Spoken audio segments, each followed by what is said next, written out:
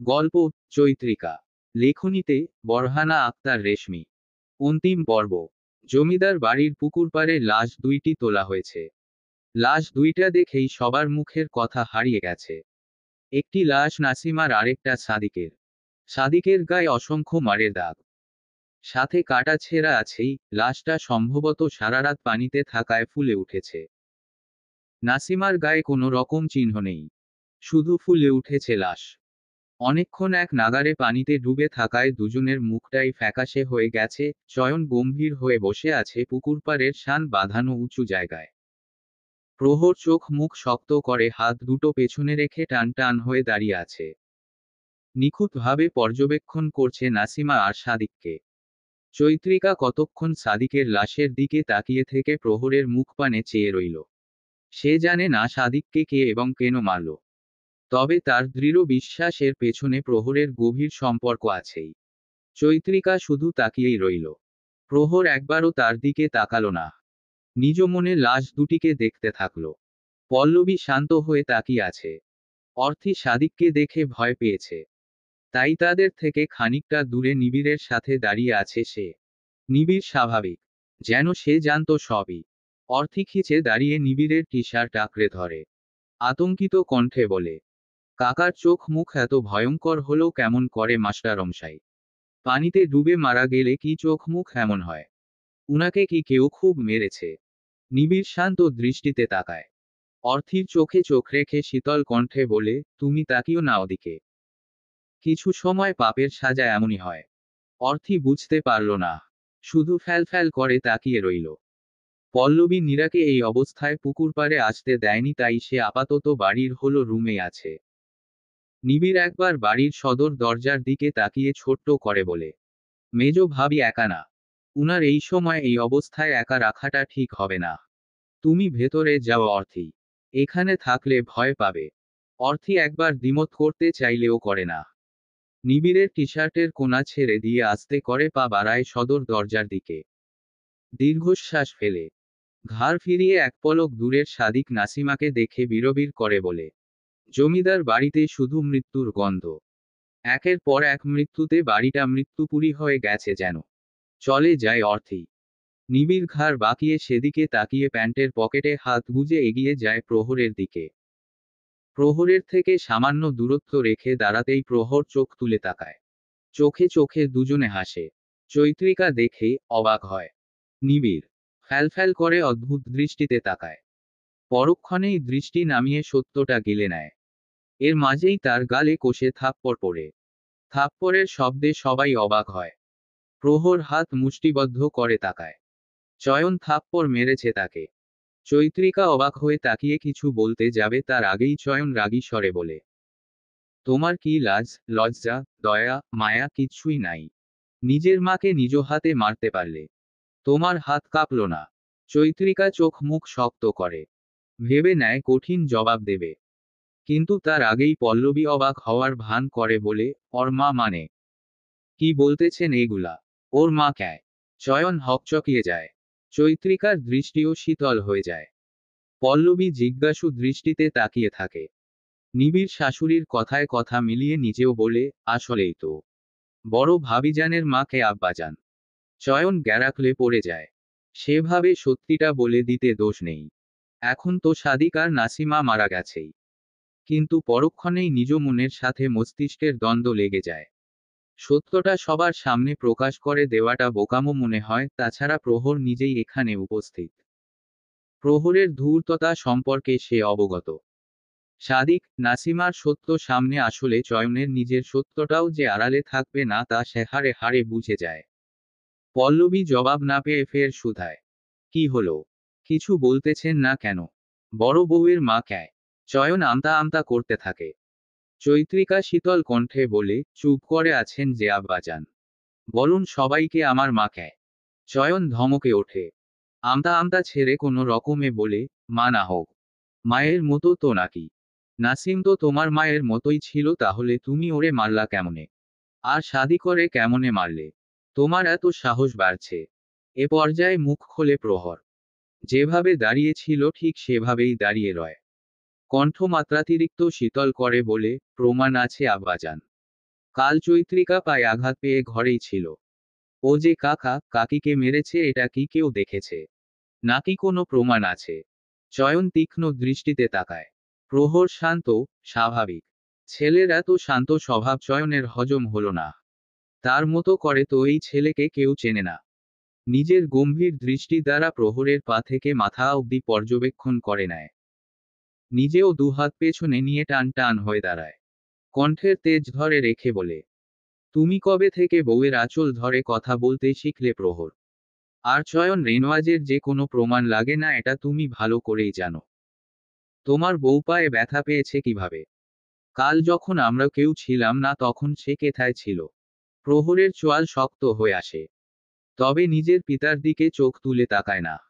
চৈত্রিকা বুকের ওপর হাত আড়াআড়ি করে দাঁড়ায়।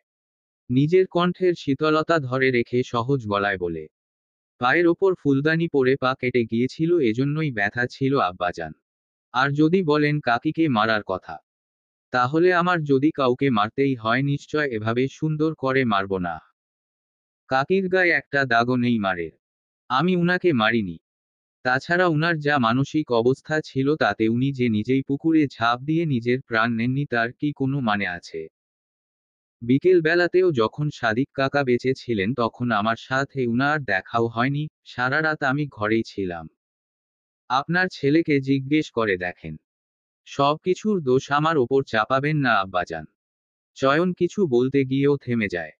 মিনিট খানেক চুপ থেকে কিছু ভাবে। এরপর অবাক চোখে প্রহরের দিকে তাকিয়ে বলে, প্রহর, তুই? প্রহর একটুও বিচলিত হয় না।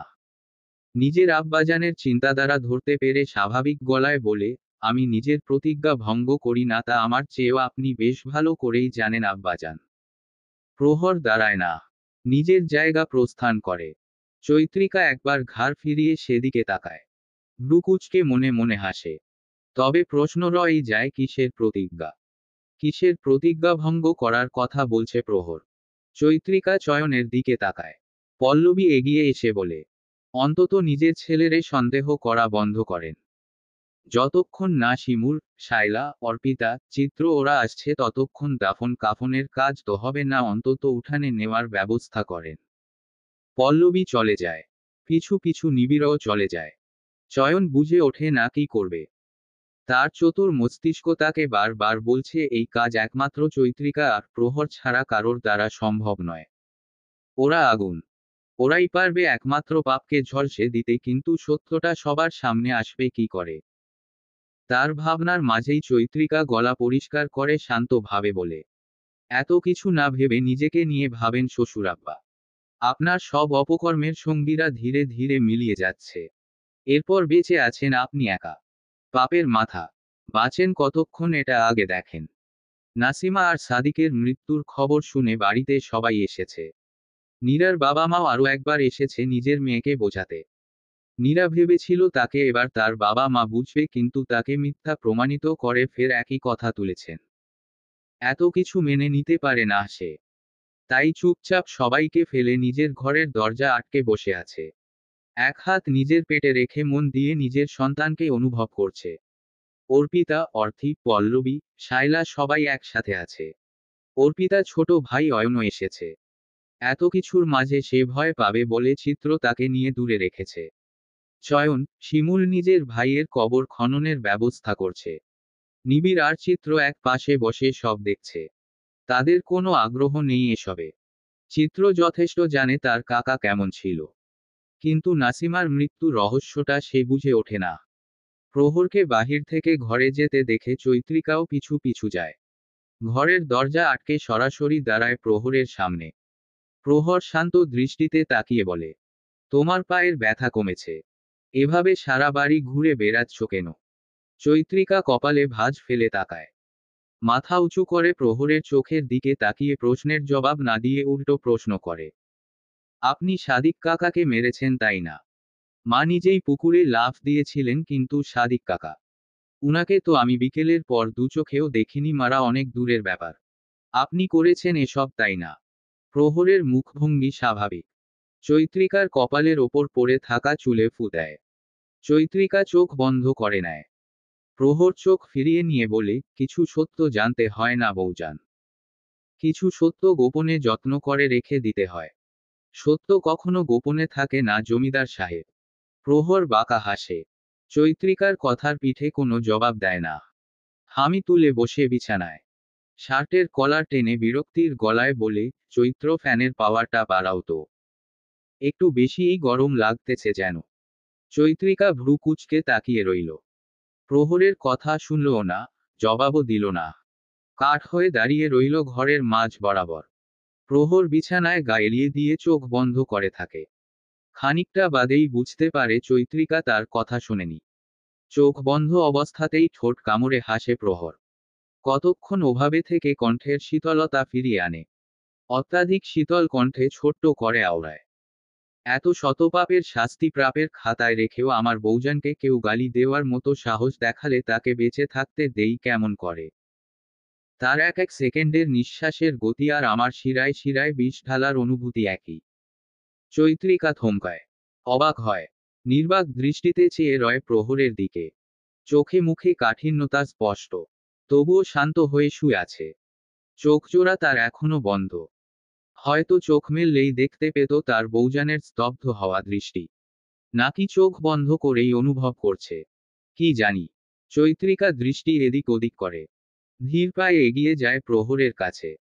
প্রহরের পায়ের কাছটাই বসে জিভ দিয়ে ঠোঁট ভিজিয়ে নেয়। নিজেকে স্বাভাবিক করতে বড় বড় শ্বাস নেয়। মিনিট তিনেক বাদে বলে, আপনি কখন করলেন এসব? আর আর আমাকে একবারও জানালেন না কেন?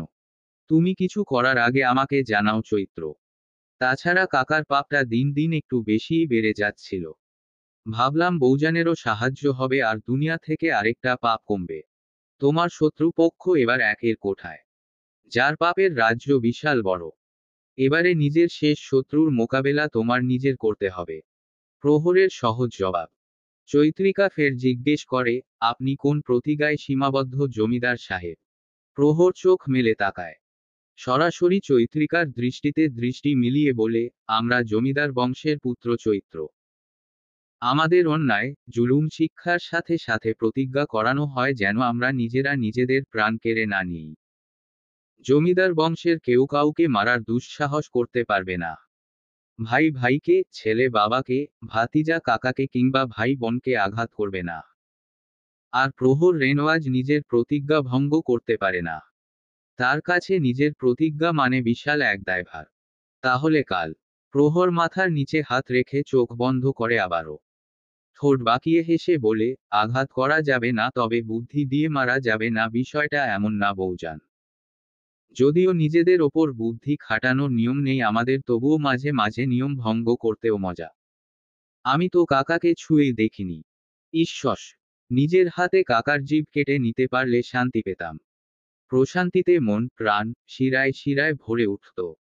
চৈত্রিকা অবাক হয় প্রহরের একের পর এক কথাতে, যেন তার মাথা ভন ভন করে ঘুরছিল। পরক্ষণেই কিছু একটা ভেবে ব্যস্ত গলায় বলে, আপনাকে সাহায্য করেছে কে জমিদার সাহেব? প্রহর এ প্রশ্নের সরাসরি জবাব না দিয়ে আগের মতোই হাসে। স্বাভাবিক কণ্ঠে বলে, নিজের বুদ্ধি বিচক্ষণতা কাজে লাগাও বৌজান। চৈত্রিকা মাথায় চাপ দিয়ে ভাবতে থাকে। সবকিছু মিলিয়ে তার মাথায় একটাই নাম আসে। চোখ পিটপিট করে বলে ওঠে, নিবিড় ভাইজান। সাদিক নাসিমার মৃত্যুর আজ দুদিন।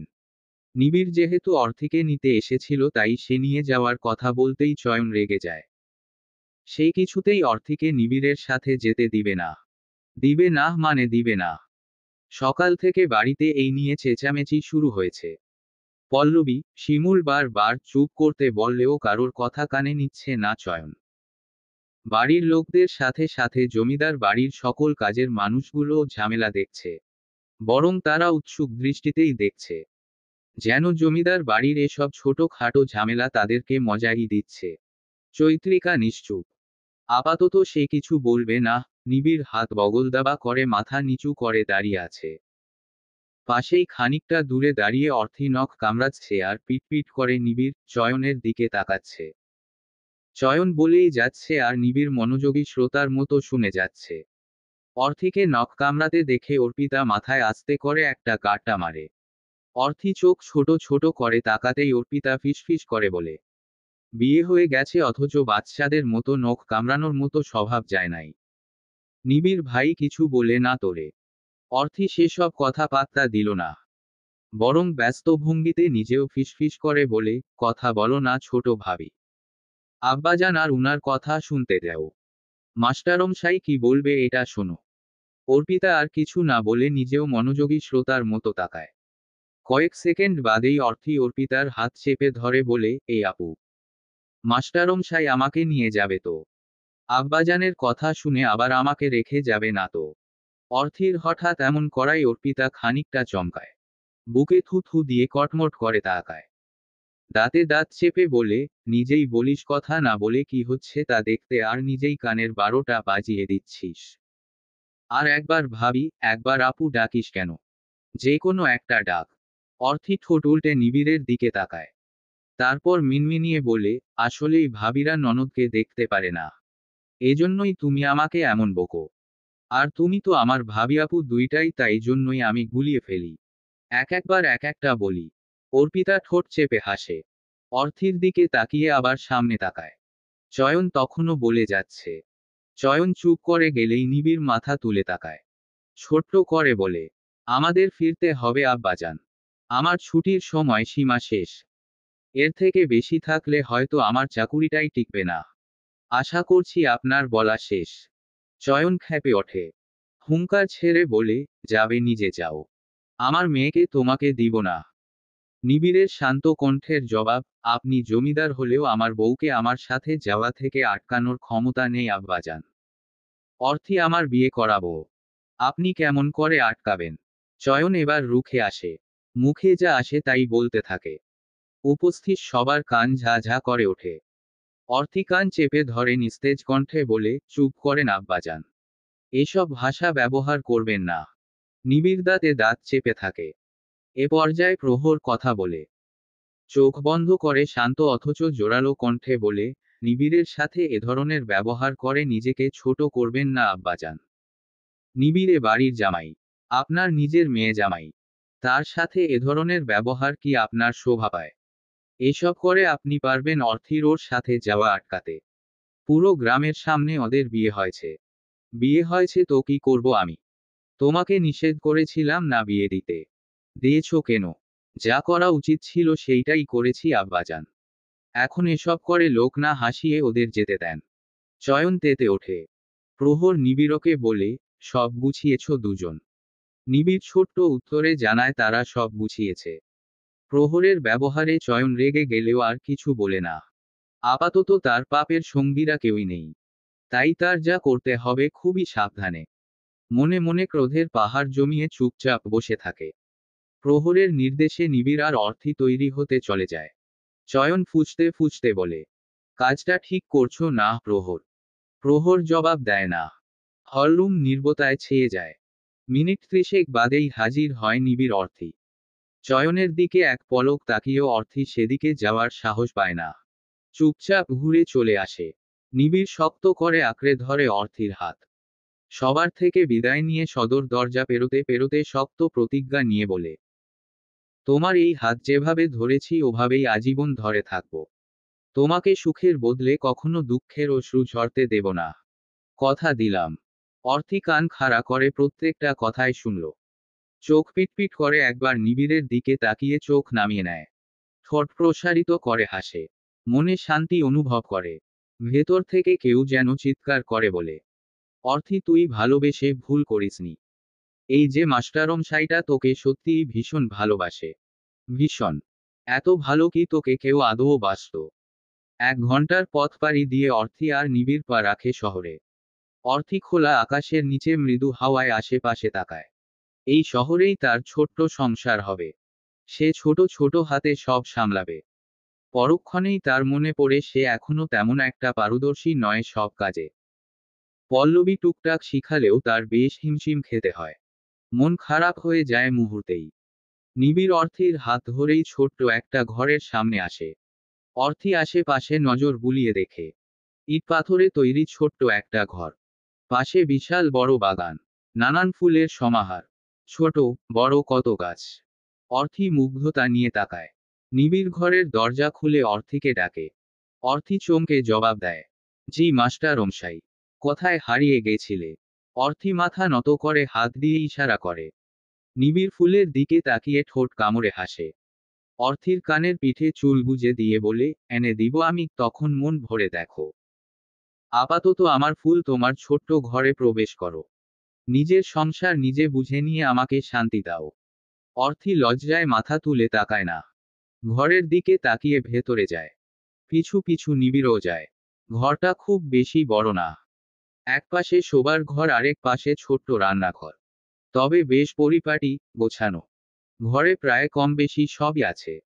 অর্থি অবাক হয়ে নিবিড়ের দিকে তাকাতেই নিবিড় উৎফুল্ল কণ্ঠে বলে, পছন্দ হয়েছে। অর্থি হাসে, মাথা নাড়ায়। নিবিড়ের ঠোঁট আপনা আপনিই প্রসারিত হয়ে যায়। হাতের কাপড়ের ব্যাগ নিচে রেখে বলে, তোমার মাস্টারমশাইয়ের এর চেয়ে বেশি কিছু করার সামর্থ্য নেই। যতটুকু পেরেছে এবং পারবে তাতে তোমাকে সম্পূর্ণ সুখ দেওয়ার চেষ্টা করবে।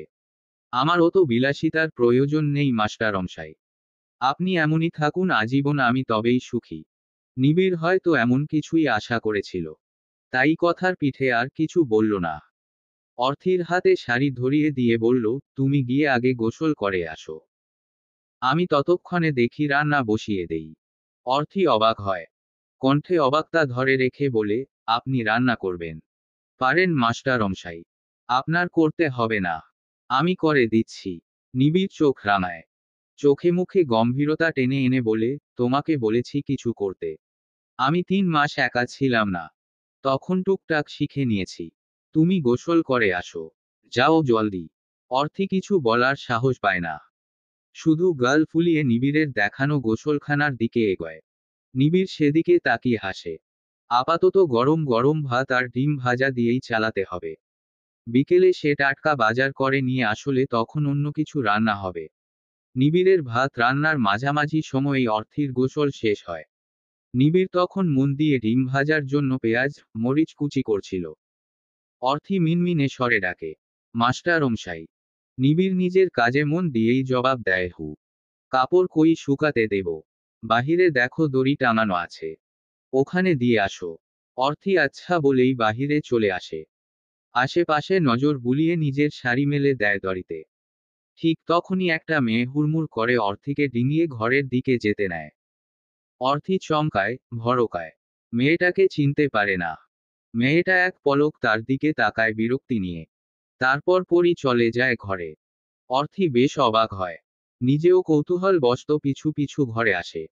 মেয়েটা ঘরে ঢুকেই বেশ আনন্দিত স্বরে বলে, নিবিড় ভাই আপনি কখন আসলেন? আর সেই রান্না বসিয়েছেন কেন? এত কষ্ট করতে হবে? আমাকে ডাকলেই তো আমি করে দিতাম। অর্থির হৃদয় আপনা আপনি কুঁচকে যায়। হাত বুকের ওপর আড়াআড়ি ভাবে রেখে দরজার সাথে ঠেস দিয়ে দাঁড়ায় কি হচ্ছে তা দেখার জন্য। নিবিড় যেন মেয়েটির কণ্ঠ শুনে বেশ বিরক্ত হলো। নিজের এত মনোযোগের কাজ রেখে বিরক্তির কণ্ঠে বলে, আমার নিজের কাজ আমার নিজের করাই বেশি পছন্দ। আপনাকে আগেও বলেছি আর এখনো বলছি, আমার বিষয়ে নিজের মাথা ঘামানো বন্ধ করেন। তাছাড়াও আমার খেয়াল রাখার জন্য আমার বউ আছে। আপনার কিছু বলার থাকলে বলেন, নয়তো আসতে পারেন। মেয়েটা অপমানিত বোধ করল।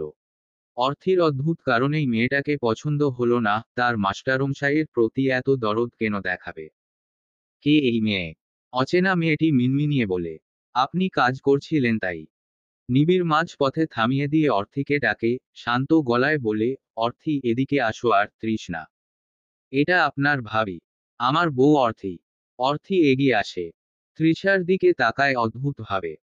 তৃষ্ণাও যে তাকে খুব একটা পছন্দ করেনি তা বুঝতে বেগ পেতে হলো না। তৃষ্ণা কিছু না বলেই চলে যায়। অর্থি একবার সেদিকে তাকিয়ে নিবিড়ের দিকে তাকায়, ছোট্ট করে জিজ্ঞেস করে, এটা ক্যা? বাড়িওয়ালার মেয়ে? অর্থি মনে মনে ফুঁসে ওঠে। মুখে কোনরূপ প্রতিক্রিয়া না দেখিয়ে নিবিড়কে সরিয়ে নিজে বসে পড়ে। ডিম ভেঙে মরিচের সাথে মিশিয়ে নিয়ে বলে শান্ত ভাবে বলে, হয় এই বাড়ি ছাড়ুন, নয়তো এই মেয়ে যেন আমার ঘরের আশেপাশে না আসে। নয়তো আমি বড় ভাবিজানের মতো হাতের কাছে যা পাবো তাই গলার ভেতর চালিয়ে দিব। বিকেল বেলা চৈত্রিকা আর প্রহর হাঁটতে বেরিয়েছে। আজ কি মনে করে দুজনে একসাথে বের হয়েছে তা জানা নেই কারোরই। হাঁটতে হাঁটতে প্রহরী প্রথমে মুখ খোলে। মুখ ভার কেন? কি হয়েছে? অজানা কারণেই চৈত্রিকার মন বিষিয়ে আছে। নিজেও জানে না কেন এই বিষণ্ণতা। তাই দৃষ্টি এদিক ওদিক করে অলস গলায় বলে, ভালো লাগছে না জমিদার সাহেব। একটু মামির কাছে নিয়ে যাবেন। আমার একটু মায়ের স্পর্শ পেতে ইচ্ছে করছে। ফেরার সময় একবার সাথীর কবর দেখে যাব। প্রহর নিঃশব্দে চৈত্রিকার হাতের মাঝে নিজের হাত নেয়। আঙুলের মাঝে আঙুল গলিয়ে দিয়ে আঁকড়ে ধরে থাকে। চৈত্রিকা ধরে রাখা হাতের দিকে এক পলক তাকিয়ে বড় করে শ্বাস নেয়। প্রহরের দিকে তাকিয়ে খানিকটা হাসে। প্রহরের দৃষ্টি সামনে। দুজনে এগিয়ে আসে সাথীদের বাড়ির কাছে। বাড়ি পুরো শুনশান। চৈত্রিকা আর প্রহর বাড়ির ভেতর গিয়ে দেখে দরজা খোলা। চৈত্রিকা মামি বলে কয়েকবার ডাকে। অপরপক্ষ থেকে কোনো জবাব আসে না। চৈত্রিকা ভ্রু কুঁচকে ঘরের মাঝে উকি দেয়। না, কেউ নেই। চৈত্রিকার ভেতরটা মিনিট খানেকের মাঝেই অস্থির হলো। প্রহরকে দাঁড়াতে বলে পাশের বাড়িতে যায় সোনিয়া বেগম আর আজম আলীর খোঁজ আনতে। পাশের বাড়ি থেকে জানায় সকাল থেকেই সোনিয়া বেগম কিংবা আজম আলীকে কোথাও কেউ দেখেনি। চৈত্রিকার মাথা কাজ করা বন্ধ করে দেয়। তার দ্রুত চলা মস্তিষ্ক যেন ধরতে পেরেছে সোনিয়া বেগম আর আজম আলী বিপদে আছে। কিন্তু কেমন বিপদ? কোথায় তারা? আবার তার জন্য এই মানুষগুলো কোন বিপদে পড়েছে? চৈত্রিকা উদ্ভ্রান্তের মতো ছুটে আসে প্রহরের কাছে। সোনিয়া বেগম আর আজম আলী কোথায় তা ভেবেই মাথা ঘুরে যাচ্ছে তার। প্রহর তখন আজম আলীর বাড়ির উঠোনে দাঁড়িয়ে রয়েছে। চৈত্রিকাকে এভাবে ছুটো আসতে দেখে ভীষণ চমকালো। চৈত্রিকা প্রহরের শার্টের কোনা আঁকড়ে ধরে কাপা কাপা গলায় বলে, মামা মামিকে কেউ সকাল থেকে কোথাও দেখেনি জমিদার সাহেব। কোথায় গেল ওরা? ওরা কোনো বিপদে পড়েনি তো? এখন কি হবে জমিদার সাহেব? প্রহর মনে মনে চমকালেও বাহিরে প্রকাশ করল না। দাঁতে দাঁত চেপে নিজেকে নিয়ন্ত্রণে আনার চেষ্টা করে। শক্ত হাতে চৈত্রিকাকে আগলে নিয়ে এক হাত রাখে চৈত্রিকার গালে। উদ্ভ্রান্তের ন্যায় ছুটতে থাকা দৃষ্টিতে নিজের দৃষ্টি মিলিয়ে আশ্বস্ত করে বলে, শান্ত হও। আগে শান্ত হও। আমি আছি তো। কিচ্ছু হয়নি মামা মামির। কিচ্ছু হবে না। চৈত্রিকা শান্ত হতে পারল না। মস্তিষ্ক চলাচল যেন বন্ধ হয়ে গেছে। বারবার দৃষ্টি এদিকে ওদিক করতে থাকে। বিড়বিড় করে কি যেন আওড়াতেই থাকে। প্রহর বোঝে চৈত্রিকা এখনো শান্ত হতে পারেনি। কোনো কথা ছাড়াই চৈত্রিকাকে আগে শক্ত করে জাপটে ধরে। বারবার মাথায় হাত বুলিয়ে দিয়ে বলে, কিচ্ছু হয়নি তো। শান্ত হও আগে। এমন করো না চৈত্র। চৈত্রিকা মিনিট খানেকের মাঝেই শান্ত হয়ে যায়। প্রহরের বুকে মাথা ঠেকিয়ে নিশ্চুপ হয়ে পড়ে থাকে। ক্লান্ত মস্তিষ্কে চাপ দিতে পারে না। শরীরের ভার ছেড়ে দেয় সম্পূর্ণ প্রহরের ওপর। প্রহর তখনও শক্ত হাতে আগলে আছে। চোয়াল শক্ত হয়ে গেছে। বারবার নিজেকে নিয়ন্ত্রণ করতে গিয়েও ব্যর্থ হচ্ছে। প্রহর যখন বোঝে চৈত্রিকা শান্ত হয়েছে তখন ধীরে ধীরে ছেড়ে দেয়। চৈত্রিকা নিশ্চুপ হয়ে যায়। তার মাথার মধ্যে চলতে থাকে মামা মামি কোথায়। এক মাকে সে অনেক আগেই হারিয়ে ফেলেছে, এবার তার মায়ের মতো আগলে রাখা মামিকেও হারাতে হবে কি? প্রহর চৈত্রিকার হাত শক্ত করে ধরে রাস্তা দিয়ে এগোতে শুরু করে। শান্ত কণ্ঠে বলে, চলো। চৈত্রিকা জবাব দেয় না। পুরোটা রাস্তা দুজনে নিশ্চুপ ভাবে আসে। জমিদার বাড়িতে ঢুকেই পল্লবী আর শায়লাকে প্রথমে নজরে আসে। পল্লবী এগিয়ে আসতেই প্রহর ব্যস্ত কণ্ঠে বলে, আম্মা যান, চৈত্রিকার মামা মামি বাড়িতে নেই। কেউ কোনো খোঁজ জানে না। আপনি একটু চৈত্রিকাকে সামলান। আমার যেতে হবে। পল্লবী চমকে যায়। সোনিয়া বেগম আর আজম আলী নিখোঁজ শুনে তার ওঠের বোঝা হয়ে যায় এসবের পিছনে কার হাত। প্রহর দ্রুত চৈত্রিকার হাত ছেড়ে উল্টো ঘুরতে নিলে চৈত্রিকা হাত টেনে ধরে। ব্যস্ত কণ্ঠে বলে, কোথায় যাচ্ছেন আপনি? যাবেন না। প্রহর জিভ দিয়ে ঠোঁট ভিজিয়ে নেয়। পল্লবীর দিকে এক পলক তাকিয়ে চৈত্রিকার হাত ছাড়িয়ে নিয়ে বলে, আমি আসবো তো চৈত্র। ছাড়ো হাত। আমি চলে আসবো খুব তাড়াতাড়ি। চৈত্রিকার মন মানে না। প্রহর হাত ছাড়িয়ে চলে যায়।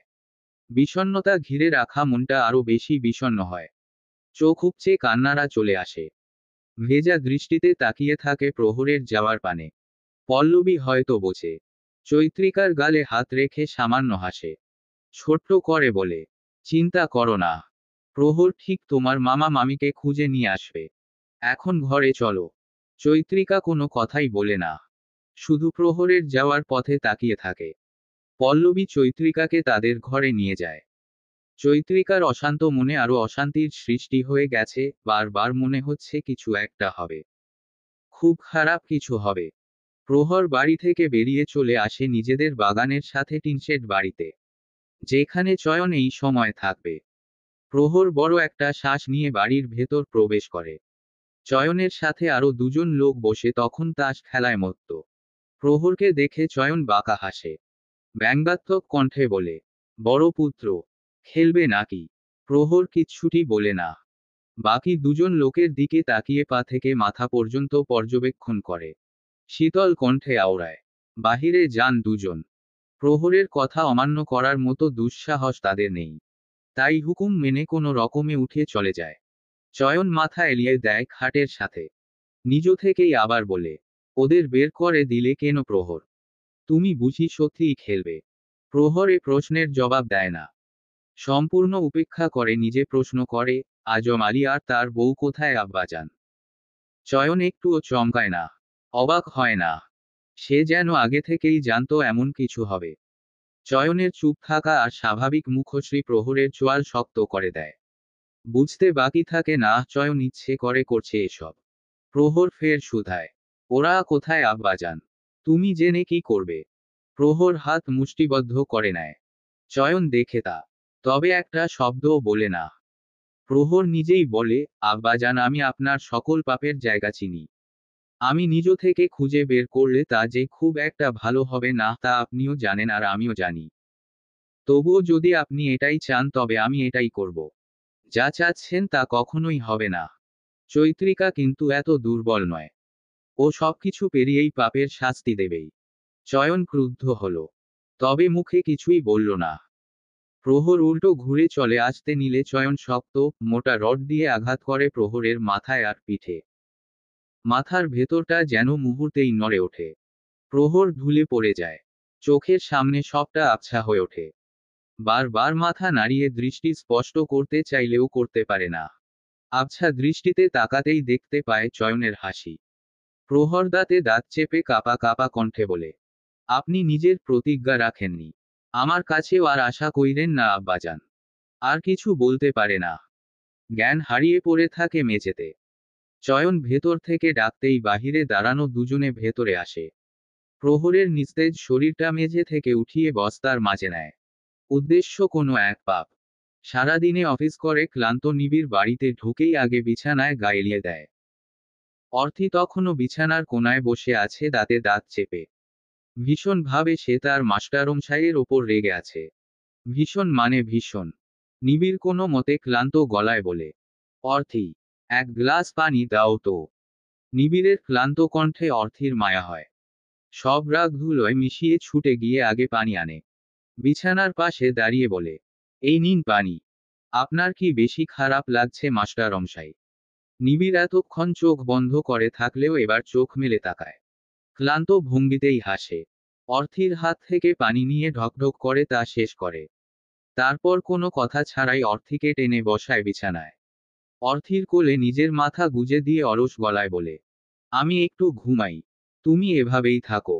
অর্থি বার কয়েক চোখের পলক ফেলে শুকনো ঢুক দিলে ভাঙা ভাঙা ভাবে বলে, গোসল করবেন না? আগে গোসল করে আসুন, তারপর খেয়ে না হয় ঘুমান। নিবিড় শুনল।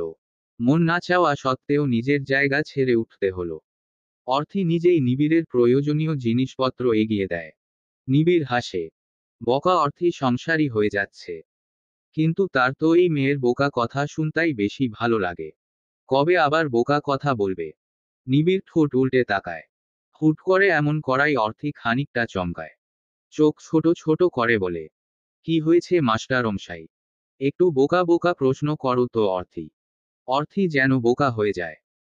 ফ্যাল করে তাকিয়ে জিজ্ঞেস করে, কেমন করে? নিবিড় মুহূর্তেই হেসে ওঠে। প্রাণবন্ত হাসি হেসে অথির গোছানো চুল এলোমেলো করে দেয়। তারপর অর্থির কপালে ঠোঁট ছুঁয়ে নিজে চলে যায় গোসলখানায়। অর্থি শুধু তাকিয়ে দেখে। যখন তার বোধ হয় নিবিড় তার কপালে ঠোঁট ছুঁয়েছে তখন হুট করেই লজ্জা পায়। চুপচাপ এসে বিছানা ঠিক করে নিবিড়ের জন্য খাবার সাজায়। নিবিড় গোসল সেরে আসলে ভেজা কাপড় ওভাবেই রাখে অর্থি। নিবিড়কে খেতে বসতে বলতেই ঘরের দরজায় টোকা পড়ে। নিবিড় ভ্রু কুঁচকায়। বাহির থেকে শব্দ আসে বাড়িওয়ালার বউয়ের। নিবিড় দরজা খুলে দিয়ে সালাম দেয়। মহিলা সালাম নিয়ে ঘরের ভেতর ঢুকে পড়ে। অর্থি তখন গোসলখানা থেকে বের হচ্ছে। অর্থিকে দেখেই তিনি বলেন, এটা তোমার বউ নিবিড়। নিবিড় এক গাল হেসে মাথা নাড়ায়। অর্থি এগিয়ে এসে সালাম দেয়। মহিলাটি জহুরি নজরে পরখ করে, কিছু বলতে চেয়েও বলে না। সাধারণ কথাবার্তা শেষ করে গলা পরিষ্কার করে বলে, তোমার কাছে এসেছি একটা দরকারে। অর্থির ভ্রু কুঁচকে যায়। তৃষ্ণাকে দেখার পর থেকে তার এই বাড়িওয়ালা, তার বউ কিংবা এই বাড়ি কাউকেই ভালো লাগে না। নিবিড় বরাবরের মতো হেসে জিজ্ঞেস করে, কি কথা? জবাবে ভদ্র মহিলা বললেন, আমার তৃষার জন্য একটা শিক্ষক খুঁজতেছি, কিন্তু বিশ্বস্ত কাউকে পাচ্ছি না। বুঝোই তো বাবা, তো তৃষার থেকে শুনলাম তুমি নাকি ভীষণ ভালো পড়াও। আমার মেয়েটাকে যদি একটু পড়িয়ে দিতে খুব উপকার হতো। না করো না বাবা। মহিলার কথা শেষ হতে না হতেই নিবিড় চট করে তাকায় অর্থির দিকে। অর্থি শান্ত দৃষ্টিতে তারই দিকে তাকিয়ে আছে। এই শান্ত দৃষ্টির মানে যে ভয়ঙ্কর তা সে হাড়ে হাড়ে টের পাচ্ছে। নিবিড় ফাঁকা ঢোক গিলে বলে, আমি আপনাকে জানাবো চাচি। মহিলাটি খুশি হলেন না খুব একটা। জোর দিয়ে বললেন, রাজি হয়ে যেও কেমন। নিবিড় কিছু বলে না। মহিলাটি বিদায় নিয়ে চলে যায়। নিবিড় ঘরের দরজা লাগিয়ে আসে অর্থির কাছে। অর্থি কিছু বলে না। চুপচাপ এসে খাবারের জায়গায় বসে বলে, খেতে আসেন। নিবিড় টু শব্দও করে না। খেতে চলে আসে। অর্থি নীরবে নিজের প্লেটে খাবার নিয়ে নিবিড়কেও দেয়। চুপচাপ খেতে শুরু করে। পুরো সময়ে কোনো শব্দ করে না। নিবিড় খাওয়া শেষে বিছানায় গা এলিয়ে দেয়। অর্থি সব গুছিয়ে এসে নিজেও পাশে শুয়ে পড়ে। অনেকটা সময় পর নিজেই বলে, আমাকে বাড়িতে দিয়ে আসবেন কাল। নয়তো দুদিন পর আপনাকে শুনতে হবে খুনির বর আপনি। রাত তখন 11টার আশেপাশে। প্রহর তখনও ফেরেনি। সবাই যে যার মতো ঘুমিয়ে পড়েছে, পুরো ঘরে পায়চারি করতে থাকে চৈত্রিকা। একবার এই মাথা তো আরেকবার ওই মাথা যাচ্ছে। মনের মাঝে বারবার কু ডাকছে। চিন্তায় মাথা ব্যথা করছে। বারবার বারান্দায় গিয়ে উকি দিচ্ছে প্রহর আসছে কি না তা দেখার জন্য। শেষবার বারান্দায় গিয়ে দাঁড়াতেই চোখে পড়ে একটা অবয়ব। চৈত্রিকা ভালো মতো তাকিয়ে বুঝতে পারে এটা চয়ন। চয়ন এত রাতে কোথায় যাচ্ছে তা ভেবেই ভ্রু কুঁচকে যায়। মাথায় হাজারটা চিন্তার পোকা নিয়ে একবার ভাবে চয়নের পিছে যাবে, আবার পরক্ষণেই ভাবে যাবে না। কিন্তু মনকে স্থির করতে না পেরে একটা তলোয়ার নিয়ে জলদি ঘর থেকে বের হয়। আল্লাহর নাম নিয়ে দৌড়ে চয়নের পিছু পিছু যায়। কিছুটা দূরত্ব রেখে চলতে থাকে। একদম গ্রামের শেষ প্রান্তের কাছে এসে একটা পোড়া বাড়ির ভেতর প্রবেশ করে চয়ন। এভাবে আসাটা যে উচিত হয়নি তা বুঝেও চৈত্রিকা কঠিন সিদ্ধান্ত নেয়। সে কিছুতেই পিছিয়ে যাবে না। বড় বড় শ্বাস নিয়ে ছোট ছোট কদমে কদমে বাড়ির কাছে এগিয়ে যায়। ভেতরে প্রবেশ করতেই তরল কিছু এসে পড়ে তার গায়ে। চোখ মুখ বন্ধ করে নিয়ে হাত দিয়ে মুখ আগলায়। পুরো গা ভিজে চুপচুপে হয়ে গেছে। ভেসে আসছে কেরোসিনের গন্ধ। নিস্তব্ধ রাত্রি। আশেপাশে মানুষের ছায়াও দেখা যায় না। চারপাশ থেকে ঝিঝি পোকা ডেকে চলেছে অনবরত। ঘুটঘুটে অন্ধকারের মাঝে চিকন একটা চাঁদ আলো ছড়াচ্ছে। চৈত্রিকার পুরো গা থেকে কেরোসিনের গন্ধ আসছে। একবার নিজের ভেজা গায়ের দিকে তাকিয়ে শান্ত দৃষ্টিতে সামনে তাকায় চৈত্রিকা। নিজের থেকে কিছুটা দূরে সোনিয়া বেগম আর আজম আলীকে বাঁধা অবস্থায় দেখে বাকরুদ্ধ হয়ে যায়। কোনো দিকে না তাকিয়ে আগে ছুটে যেতে নেয় মামা মামির কাছে। পেছনে থেকে হাতে টান পড়তে আর এগোনো হয় না। হাতের দিকে তাকিয়ে দেখে চয়ন তার হাত ধরে আছে। চৈত্রিকার চোয়াল শক্ত হলো। সামান্য ভয় ভীতি মনে না রেখে জোর গলায় বলে, হাত ছাড়ুন। চয়ন কুটিল হাসি হাসে। এক হাতে গাল চুলকে অন্য হাতে শক্ত করে চৈত্রিকার হাত চেপে ধরে বলে, এত সহজে তো ছাড়ব না বড় বউ। এত কিছুর পর তোমারে হাতের কাছে পাইছি। এত সহজে ছেড়ে দিলে হবে? চৈত্রিকা তীক্ষ্ণ দৃষ্টিতে নিজের ধরে রাখা হাতের দিকে তাকায়। হাত ছাড়ানোর চেষ্টা করে বলে, হাত ছাড়েন। আমার মামা মামিরে এখানে বেঁধে রাখছেন কেন? আপনার শত্রুতা না হয় আমার সাথে? ওদের সাথে তো না। তাহলে আটকে রেখেছেন কেন ওদের? ওদের না আটকালে তোমারে আটকাতাম কেমনে? তুমি যে একা সব করতে পারতেছ না এটা তো আমি টের পেয়েই গেছিলাম, কিন্তু নিজের পরিবারের বিরুদ্ধে আমারই বড় পুত্র এসব করতেছে এটা ধরতে পারি নাই। যখন ধরতে পারছি ততক্ষণে তুমি আর প্রহর মিলে আমার ছেলে ভাইরে মেরে ফেলছ। এখন তোমার ছাড় নাই। আজ তোমার শিরা উপশিরা থেকে রক্ত শুষে নিয়ে তবেই ক্ষান্ত হব। রাগে চয়নের চোয়াল শক্ত হয়। চৈত্রিকা কিছু বুঝে ওঠার আগেই রাগে উন্মাদ হওয়া চয়ন সমস্ত শক্তি প্রয়োগ করে চৈত্রিকাকে কষে থাপ্পড় মারে। চৈত্রিকা দুপা পিছিয়ে যায়। ঠোঁটের ফিনকি বেয়ে রক্ত গড়াতে থাকে। থাপ্পড়টা এতটাই জোরে পড়েছে যে মাথার মধ্যে একটা সূক্ষ্ম ব্যথা অনুভূত হয়। গালে জ্বালা করে রীতিমতো। মিনিট খানেকের মতো লাগে থাপ্পড়ের ধাক্কাটা সামলাতে। চৈত্রিকা ব্যথাতুর দৃষ্টিতে চয়নের দিকে তাকানোর আগেই চয়ন চৈত্রিকার চুলের গোছা টেনে ধরে। এক হাতে পেঁচিয়ে নিয়ে শক্ত করে ধরে থাকে। চৈত্রিকা ব্যথায় আর্তনাদ করে ওঠে। আজম আলী আর সোনিয়া বেগম চেঁচাতে থাকে। বারবার বলতে থাকে চৈত্রিকাকে ছেড়ে দিতে। কিন্তু পাষাণ চয়ন সেদিকে কানি দিল না। আরো শক্ত করে চৈত্রিকার চুল ধরে দাঁতে দাঁত চেপে বলে, খুব সাহস তোর তাই না? অনেক বড় কলিজা। এখন তোরে কে বাঁচাবে? তোর প্রহরও আমার সাথে করা বিশ্বাসঘাতকতার শাস্তি পাচ্ছে। এতক্ষণে না মরলেও কিছুক্ষণের মধ্যেই মরে যাবে। সবগুলোকে আমি পুড়িয়ে মারব। এতক্ষণে চৈত্রিকা মুখ খোলে। ব্যথাটুকু দাঁতে দাঁত চেপে সহ্য করে নিয়ে শক্ত কণ্ঠে বলে, পিছন থেকে আঘাত করে নিজেকে বীরপুরুষ ভাবাটা বোকামো চয়ন রেনোয়াজ। কার শাস্তি কে পাবে আর কে কাকে পুড়িয়ে মারবে তা তো শুধু সময়ের দেখা। এরকম বিপদের মুহূর্তেও চৈত্রিকার তেজ সাহস দেখে যেমন অবাক হয় তেমনই রাগে ফেটে পড়ে চয়ন। চৈত্রিকার চুল ছেড়ে দিয়ে ধাক্কা দেয়। অনাকাঙ্ক্ষিতভাবে চৈত্রিকা নিজের কোমরে রাখা ছোট্ট ছুরি চেপে ধরে চয়নের গলায়। আকস্মিক ঘটনায় চয়ন চমকালেও একটা টু শব্দও করে না। বরং চৈত্রিকাকে ভয় পাওয়ানোর জন্য নিজে হাসে। চৈত্রিকা চয়নকে ভয় পেতে না দেখে সত্যিই খানিকটা চমকায়। তার কিছু বুঝে ওঠার আগেই কতগুলো লোকজন তাকে ঘিরে ধরে। চৈত্রিকা অবাক হয়। হঠাৎ করে এতগুলো লোকের মুখোমুখি হয়ে ভেতরে ভেতরে ভয় পেতে শুরু করে। এতগুলো লোকের সাথে সে কিভাবে পেরে উঠবে? জিভ দিয়ে ঠোঁট ভিজিয়ে নিয়ে নিজের মনকে শান্ত করার চেষ্টা করে। সাথে সাথেই চয়ন তার হাত থেকে ছুরি ফেলে দিয়ে হাত শক্ত করে চেপে ধরে। ঘটনাটা এত দ্রুত ঘটে যায় যে চৈত্রিকা বুঝতেই পারে না। চয়ন হাত মুচড়ে ধরে দাঁতে দাঁত চেপে বলে, তোর কলিজাটা একটু বেশিই বড়। আমারে মারার চেষ্টা। চৈত্রিকার হাত এমন ভাবে ধরে যেন হাতটা এখনই ভেঙে যাবে। ব্যথায় চোখ মুখ নীল বর্ণ ধারণ করে। তবুও চৈত্রিকা মুখ দিয়ে কোনো রকম শব্দ বের না করে দাঁতে দাঁত চেপে থাকে। এর মাঝেই একটা ছুরি এসে লাগে একজনের বুক বরাবর। চয়ন সহ সবাই চমকায়। লোকটির চোখ মুখ উল্টে যায়। ক্ষত স্থান থেকে অনবরত রক্ত বের হতে থাকে। চয়ন আঁতকে ওঠে। তীক্ষ্ণ দৃষ্টিতে চারপাশে চোখ বুলিয়েও কাউকে চোখে পড়ে না। একবার চৈত্রিকার দিকে তাকিয়ে আরেকবার তাকায় দরজার দিকে।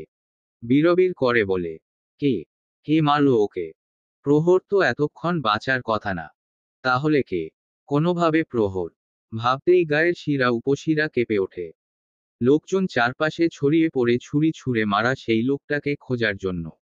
চৈত্রিকা এই সুযোগে লাথি বসিয়ে দেয় চয়নের পেট বরাবর। আকস্মিক আঘাতে চয়ন হাত ছেড়ে দেয়। চৈত্রিকা নিচ থেকে ছুরি তুলে কোনো কিছু না ভেবেই আঘাত করে চয়নকে। কিন্তু দুর্ভাগ্যবশত তা চয়নের বুক বরাবর না পড়ে চয়ন সরে যাওয়ায় বাহুতে পড়ে। ব্যথায় গগনবিদারী চিৎকার করে ওঠে চয়ন। চৈত্রিকা মুখ হাত দিয়ে চয়নের থেকে খানিকটা সরে যায়। সোনিয়া বেগম আর আজম আলী চেঁচিয়ে তাদের বাঁধন খুলতে বলে। চৈত্রিকা চয়নকে রক্তাক্ত অবস্থাতে ফেলেই আগে সোনিয়া বেগম আর আজম আলীর হাতের পায়ের বাঁধন খুলে দেয়। তারা উঠে দাঁড়ানোর সাথে সাথেই চৈত্রিকার আঁচলে আগুন জ্বলে ওঠে। সোনিয়া বেগম হায় হায় করে ওঠে। চৈত্রিকা নিজের শাড়ির আঁচলে আগুন দেখে বাকরুদ্ধ হয়ে যায়। মস্তিষ্ক ফাঁকা হয়ে যায়। গায়ে কেরোসিন থাকায় সহজেই আগুন ছড়িয়ে পড়তে শুরু করে। আজম আলী আর সোনিয়া বেগম হাতের কাছে যা পায় তাই দিয়েই আগুন নেভানোর চেষ্টা করে। চৈত্রিকার গায়ে ততক্ষণে আগুন লেগে গেছে। চোখের সামনে ঝাপসাভাবে নিজের বাবার মুখটা ভেসে ওঠে। সেই মুহূর্তেই সেখানে প্রহর আসে। উন্মাদের মতো ছুটে এসে জ্বলন্ত আগুনেই হাত দিতে যায়। আজম আলী ছুটতে শুরু করে পানির খোঁজে। সোনিয়া বেগম আর প্রহর মিলে পাশে পড়ে থাকা বস্তাসহ যা পায় তা দিয়েই আগুন নেভানোর চেষ্টায় মত্ত থাকে। কঠিন সত্তার প্রহর চৈত্রিকার এই অবস্থায় যেন এখনই কেঁদে ফেলবে। চোখের জ্বলন, হৃদয়ের চিনচিনে ব্যথায় যেন শরীর ছেড়ে দেওয়ার উপক্রম। নিজের সাথে লড়াই করেই প্রহর আগুন নেভানোর চেষ্টা করতে থাকে। চয়ন প্রহরকে দেখেই হা হয়ে যায়। পাশে পড়ে থাকা তার তলোয়ার হাতে নিয়ে উঠে দাঁড়ায়।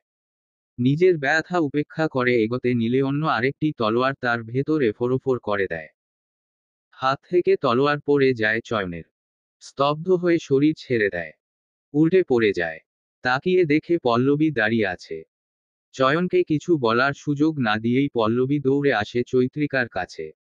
প্রহর আর সোনিয়া বেগম ততক্ষণে আগুন প্রায় নিভিয়ে ফেলেছে। আজম আলীও কোথা থেকে এক বালতি মতো পানি নিয়ে আসে। সরাসরি ঢেলে দেয় চৈত্রিকার গায়ে।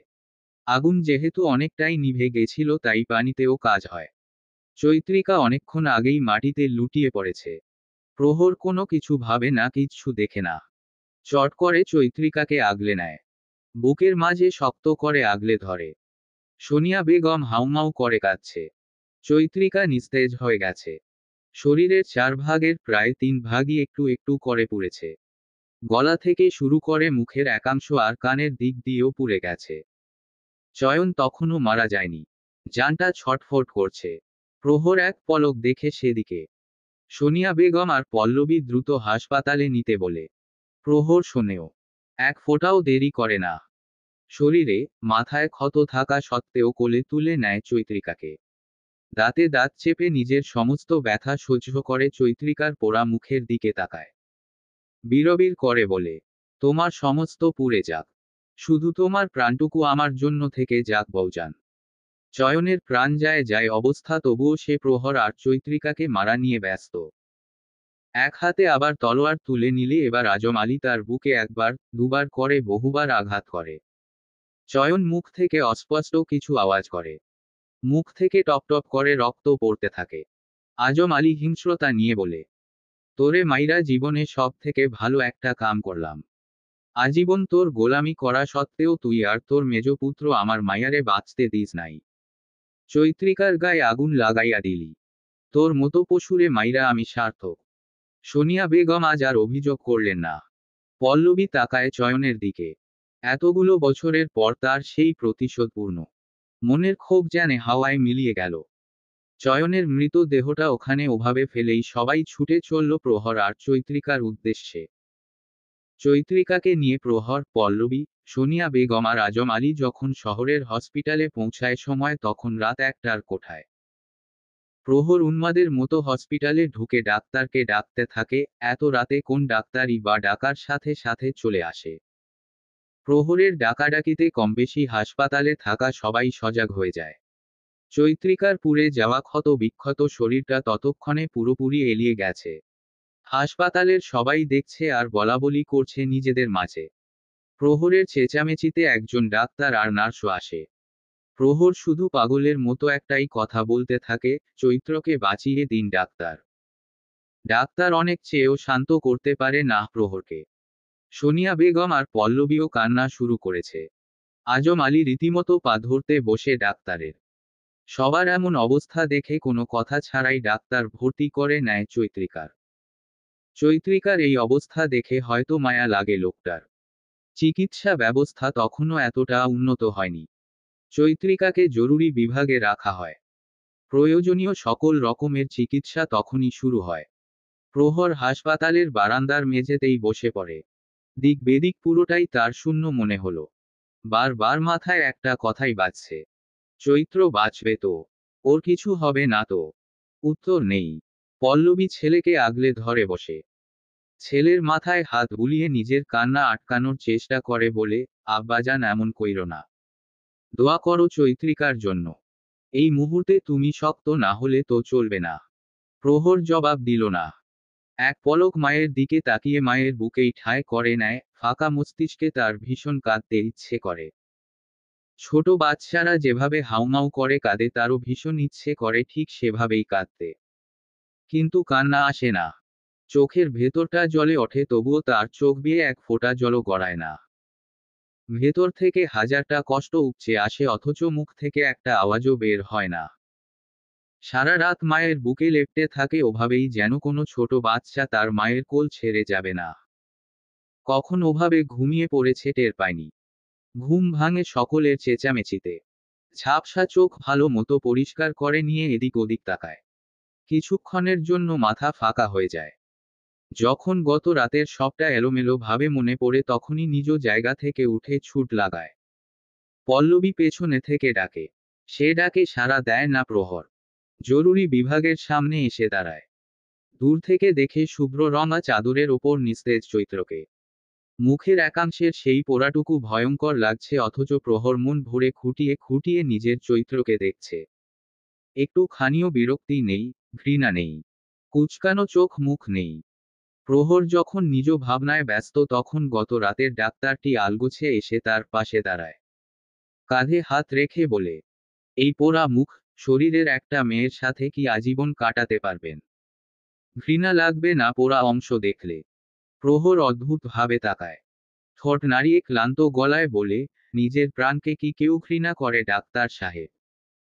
নিজের প্রাণ ছাড়া কি কেউ বাঁচার কথা ভাবে? একটানা 15 দিন লেগে যায় চৈত্রিকার খানিকটা সুস্থ হতে। সারা দেহ প্রায় পুড়ে যাওয়ায় অসহ্য যন্ত্রণা সহ্য করতে হয় তাকে। প্রহর এই 15 দিনের হয়তো 15 মিনিটও চৈত্রিকাকে একা ছাড়ত না। কিন্তু তারও তো গোসল, নামাজ, নাওয়া খাওয়া আছে। তাই বাধ্য হয়েই যখন সরতে হতো, তখন সোনিয়া বেগম, অর্থী, অর্পিতা কাউকে না কাউকে বারবার চৈত্রিকার কাছে থাকতে বলতো। বাড়ির সবাই চৈত্রিকার এই অবস্থায় নিস্তব্ধ হয়ে গেছে। চয়নের শেষ সকল কাজ যদিও চিত্র আর নিবিড় মিলেই করেছে, কারণ প্রহরকে তার জায়গা থেকে টলানো যায়নি। প্রহর চোখ মুখ শক্ত করে একটাই কথা বলেছে, যে পিতা তার স্বার্থে নিজের পুত্রকেই মেরে ফেলতে চায়, সেই পিতার মুখও আমি শেষবারের মতো দেখতে চাই না। চয়নের মৃত্যুতে গোটা গ্রামের কোথাও শোক পড়েনি। চৈত্রিকার বেডের পাশেই বসেছিল প্রহর। চৈত্রিকাকে চোখ মেলতে দেখে দ্রুত নড়েচড়ে বসে বলে, উঠে পড়েছ? কষ্ট হচ্ছে কোথাও? ব্যথা আছে? চৈত্রিকা জবাব দেয় না, শুধু তাকিয়ে থাকে। প্রহর একই প্রশ্ন ফের করে। চৈত্রিকা দুদিকে আলগোছে মাথা নাড়িয়ে বোঝায় তার ব্যথা নেই, কষ্ট হচ্ছে না। অতঃপর কোনো রকমে বলে, পানি খাবো জমিদার সাহেব। প্রহরের যেন আত্মায় অন্যরকম প্রশান্তি ছেয়ে গেল। কতগুলো দিন, কতটা সময় পর সে তার বউজানের মুখে জমিদার সাহেব ডাকটা শুনল। এই ডাকটার মাঝে কিছু আছে, নয়তো তাকে টানে কেন এত? নিজের ভাবনা বন্ধ রেখে আগে চৈত্রিকাকে পানি খাইয়ে দেয়। চৈত্রিকা উঠতে চাইলে প্রহর নিষেধ করে, কিন্তু চৈত্রিকা শোনে না। তাই বাধ্য হয় প্রহর নিজেই চৈত্রিকাকে তুলে হেলান দিয়ে বসিয়ে দেয়। চৈত্রিকা কতক্ষণ চোখ মুখ খিচে থাকে। প্রহর মাথায় হাত বুলিয়ে বলে, ব্যথা পেলে তো? নিষেধ করলাম শুনলে তো না। চৈত্রিকা এবারও জবাব দেয় না। চোখে মুখে একরাশ বিষণ্ণতা নিয়ে তাকিয়ে থাকে প্রহরের দিকে। কাপা কাপা গলায় বলে, আপনার আমাকে ঘৃণা লাগে না জমিদার সাহেব? মুখের একাংশেও তো পুড়ে গেছে। সর্বাঙ্গ পুড়ে শরীরের চামড়া কুঁচকে গেছে। আমার মুখের দিকে তাকান কেমন করে? আমাকে ছুঁয়ে দেন কেমন করে? বলতে বলতেই হাঁপিয়ে ওঠে চৈত্রিকা। প্রহর এতক্ষণ কিছু না বললেও শান্ত দৃষ্টিতে তাকিয়ে থাকে। এরপর নিজের হাত চৈত্রিকার মাথা থেকে সরিয়ে ব্যথাতুর কণ্ঠে বলে, সবাই শুধু এই একটাই কথা কেন জিজ্ঞেস করে চৈত্র? সবাই তোমার বাহিরের পোড়া মুখ অঙ্গ দেখেছে, আমার ভেতরের পোড়া কি কেউ দেখেছ? আমি তো তোমার থেকে এটা আশা করিনি চৈত্র। আমি ভেবেছিলাম তুমি বোঝো আমাকে। আমার ভেতরটা বোঝো। অনুভব করো আমার ভালোবাসা। তোমার এই বাহিরের পুড়ে যাওয়া সামান্য কিছু আমাকে ছুতে পারেনি, তাহলে ঘৃণা করি কেমন করে? এতগুলো দিনেও কি নিজের জমিদার সাহেবকে শুধু এতটুকুই চিনেছ? তোমার জমিদার সাহেবের ভালোবাসা এটুকুই অনুভব করেছ? চৈত্রিকা মাথা নিচু করে বসে রয়। মুখ দিয়ে আর কোনো শব্দ বের করে না। প্রহর নিঃশব্দে নিজের জায়গা ছেড়ে উঠে যায়। প্রহর চলে যেতেই চৈত্রিকা মুখে হাত চেপে ডুকরে ওঠে। চাপা স্বরে আওড়ায়, আমার নিজেরই নিজেকে দেখতে ভীষণ ভয় লাগে জমিদার সাহেব। সেখানে আপনি আমাকে এত সহজভাবে কেমন করে নেন? এত ভালো কেন বাসেন? কেবিনের বাইরে থেকে অর্থী আর নিবিড় সবটাই দেখে। অর্থী চৈত্রিকার কান্নারত মুখের দিকে তাকিয়ে নিবিড়কে উদ্দেশ্য করে বলে, মাস্টারমশাই, সত্যিই কি মানুষ এত ভালোবাসতে পারে? নিবিড় নিঃশব্দে হাসে।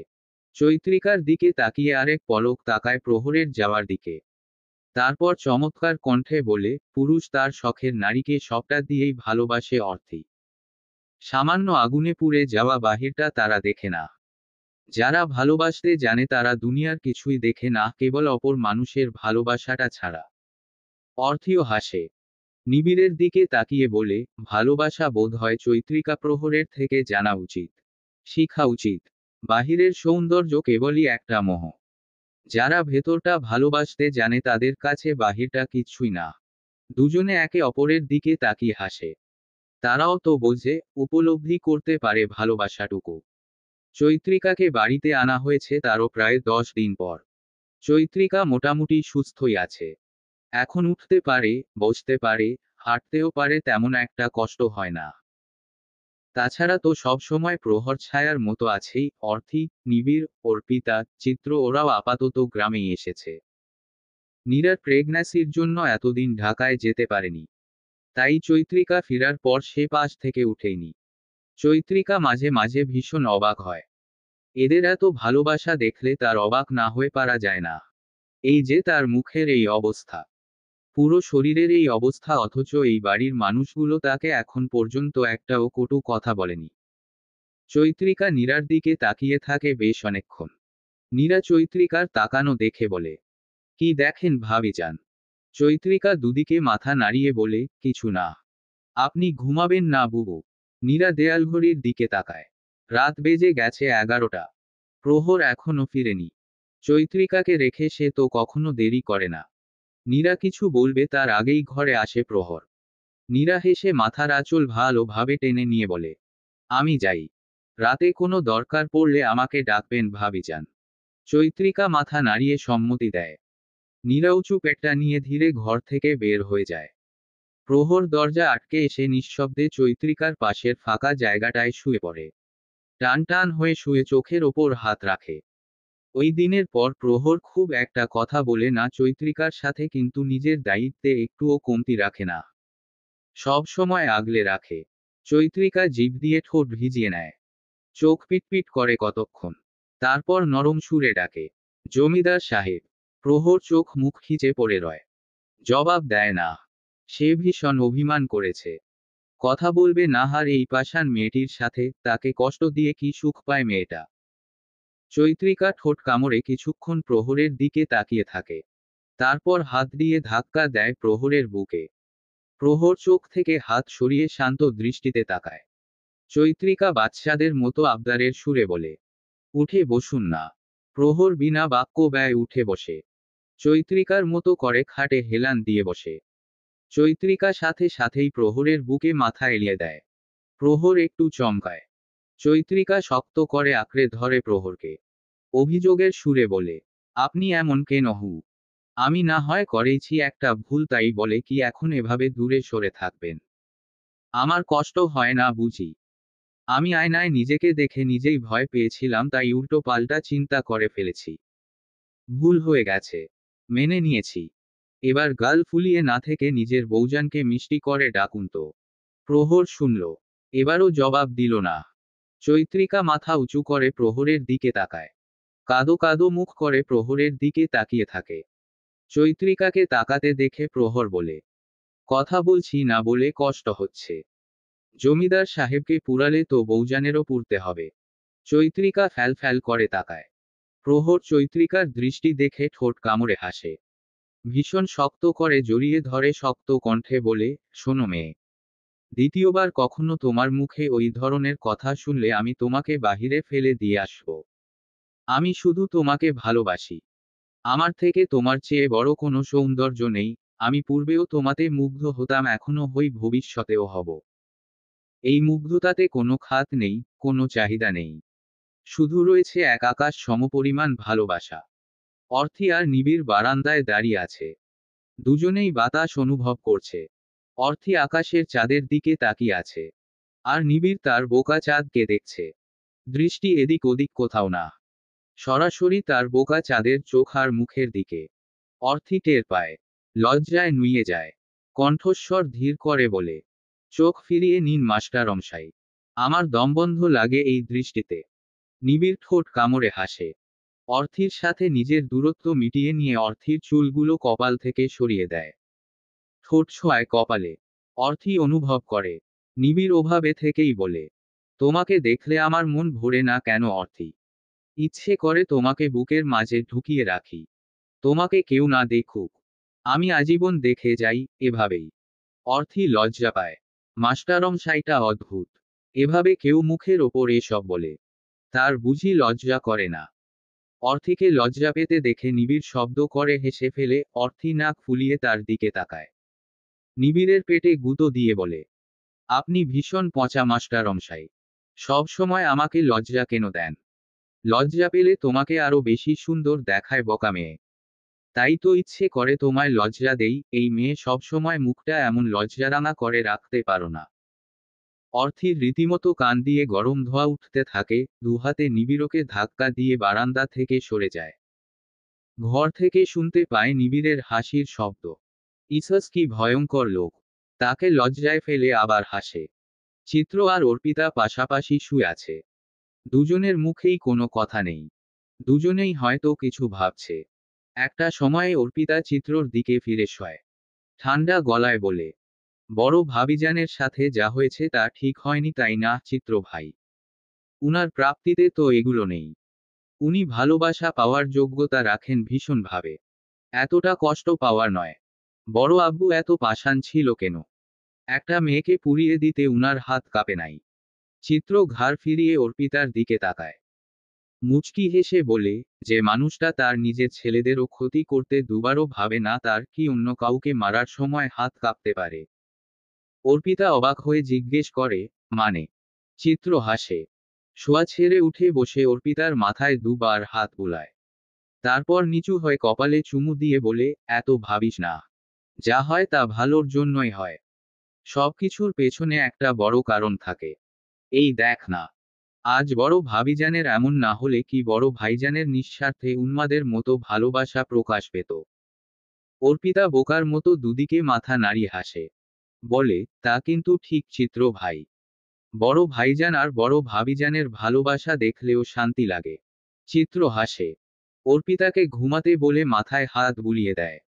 কিছুক্ষণের মাঝেই অর্পিতা ঘুমিয়ে পড়ে। চিত্র অর্পিতার মাথাটা নিজের বুকে গুজে নিয়ে মাথায় একটা ছোট্ট চুমু এঁকে দেয়। বিড়বিড় করে বলে, অনেক সত্য তুই জানিস না অর্পি।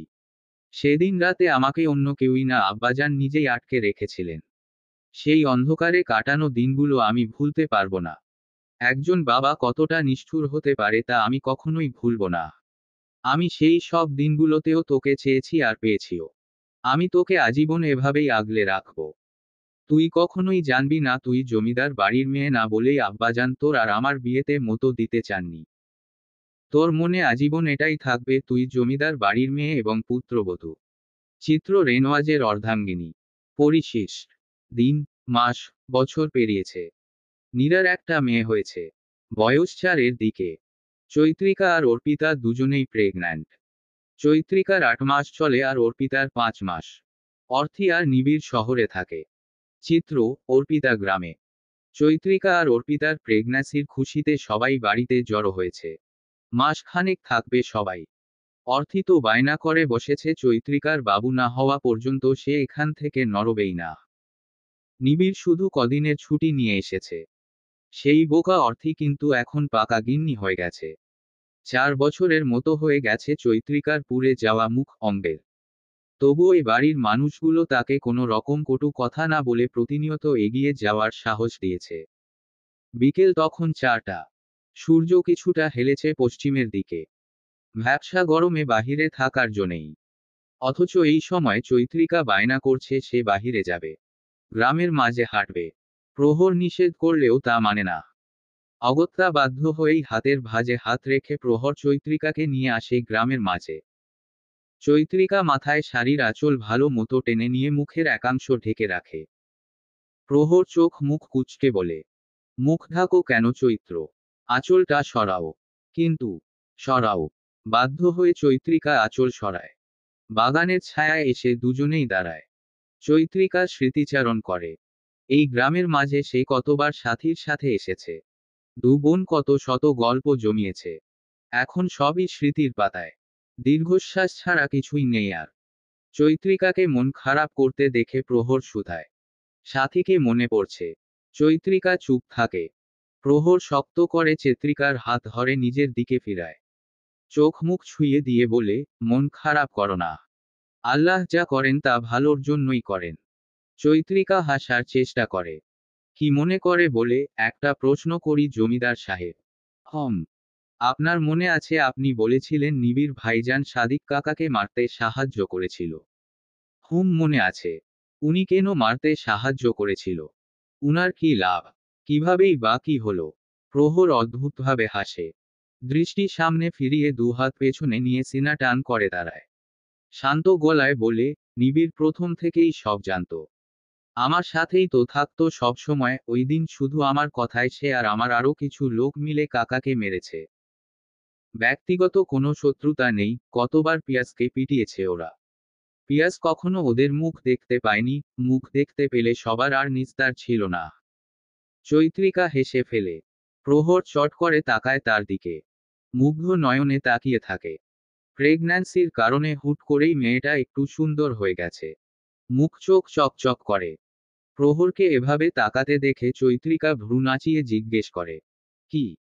প্রহর ঠোঁট উল্টে বাচ্চাদের মতো করে বলে, তুমি দিন দিন সুন্দর হয়ে যাচ্ছ বউজান। চৈত্রিকার মুখের হাসি মিলিয়ে যায়। প্রহর বুঝতে পারে চৈত্রিকার মন খারাপ হয়ে গেছে। মেয়েটাকে এত বলার পরও মেয়েটা তার মুখের দাগগুলো নিয়েই ভাবে। তাকে নিয়ে কেন ভাবে না? ভীষণ রাগ হয় মাঝে মাঝে। তার এত বুঝদার বউটা নিজের বেলায় এত অবুঝ কেন হয়? প্রহর চৈত্রিকার এলোমেলো চুল কানের পিঠে গুজে দিয়ে চমৎকার কণ্ঠে বলে, তোমার কি মনে হয় তোমার এই দাগগুলো আমার মনে দাগ কাটে? শোনো বউজান, আমার কাছে তুমি পৃথিবীর সবচেয়ে সুন্দরী নারী। লোকে বলে না, চাঁদেরও কলঙ্ক আছে, ফুলেও তো কাটা আছে। তবুও তো মানুষ চাঁদ ফুল মুগ্ধ হয়ে দেখে। তেমনি আমার বউজানেরও না হয় কিছু দাগ আছে, তাই বলে কি আমি মুগ্ধ হব না? আমার বউজানের মতো সুন্দরী নারী কয়টা আছে শুনি? চৈত্রিকা প্রহরের মুখের দিকে তাকিয়ে বলে, আপনি এত ভালোবাসেন কেন জমিদার সাহেব? জানলে তো আমি নিজেই ধন্য হয়ে যেতাম। এবার চলো। দুজনেই রাস্তায় নামে। হাঁটতে থাকে একসাথে। চৈত্রিকার হাতটা প্রহরের হাতের মুঠোয়। একটু এগোতেই একটা দমকা হাওয়ায় চৈত্রিকার মাথার কাপড় সরে যায়। রোদ এসে সরাসরি লাগে চৈত্রিকার মুখের ওপর। প্রহর তাকায়। মনে পড়ে যায় চৈত্রিকার সাথে তার প্রথম দিনের দেখা।